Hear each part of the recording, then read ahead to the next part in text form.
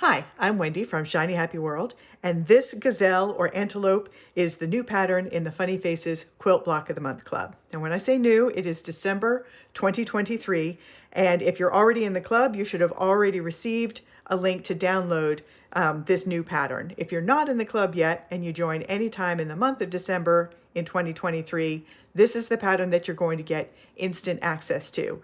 If you're watching this video and you're seeing it and it's well past December 2023, just go to the shop at shinyhappyworld.com and you'll find the pattern there. Here's how to make him. All right, this is the video showing you how to put together the gazelle or the antelope. A gazelle is just one particular kind of antelope, if you have a light box. So I've got all of the pieces cut out and prepped. That means I've cut them out on the solid line around each piece. And for the most part, if you have a light box, you can ignore all of the dotted lines within the piece. Those are placement guides. But we do have two things that we need to transfer that are stitching lines rather than placement lines. So one is the mouth, because we are going to stitch on that mouth. And then on this one, I am also going to stitch the eyelashes. So I will transfer those eyelashes. So I'm just laying the piece down on the light box and just tracing those lines. And I'm just using a fine tip Sharpie. That is a permanent pen, but that's okay because I'm going to stitch over it with black thread. So we're going to start with piece number 1 because with a light box, the numbers tell you what piece is what and also tell you what order to lay them down in.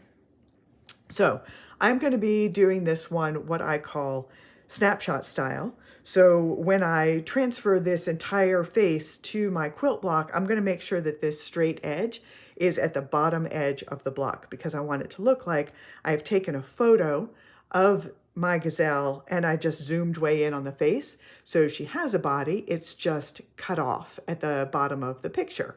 So I will get that effect by putting that at the bottom edge of the block so it's cut off in the seam line. If you want to have yours what I call emoji style, just leave the neck piece off and then you can float the face in the middle of the block and it doesn't look decapitated or anything like that. So that's piece number 1. Number 2, we're going to start laying these ears down. And so the ears are a little bit complicated. There are 3 pieces in each ear.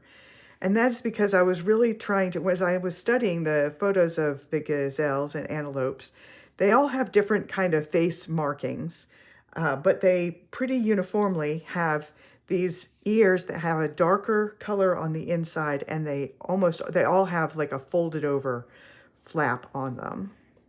So the ears are 3 parts. We just started with 2 and 3, and now pieces 4 and 5 are the darker shades on the inside of the ear.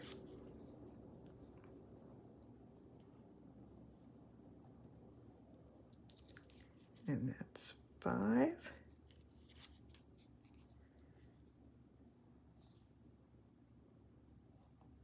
And then we've got the little fold over bits. So this is piece 6 and 7.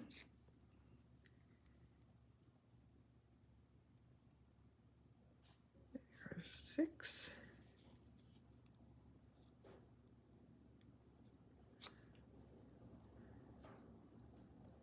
And there's 7.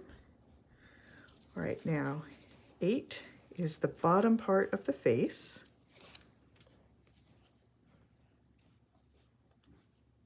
And that is going to overlap those ears, which is why we put the ears down first. It's one of the things that's nice about using a light box is that then you don't have to tuck pieces behind other pieces. So piece number 9 is the top part of the forehead. And you'll want, if you're trying to make a very specific looking antelope or gazelle, you'll want to study some photos and decide on what kind of colors. Some of them, the face is kind of the same color as that ridge down their nose and their forehead. Some of them it's different, but you have a lot of different options for how to play with all of these different coloring bits. So now 11, oops, I should have done 10, but that's okay. We'll do 11, which is one of the horns. And 10 is the one I should have done first, but it doesn't really matter.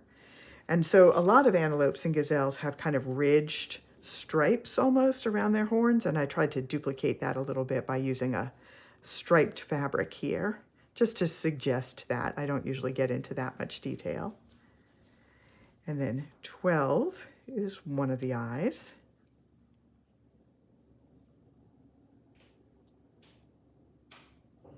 And 13 is the other eye.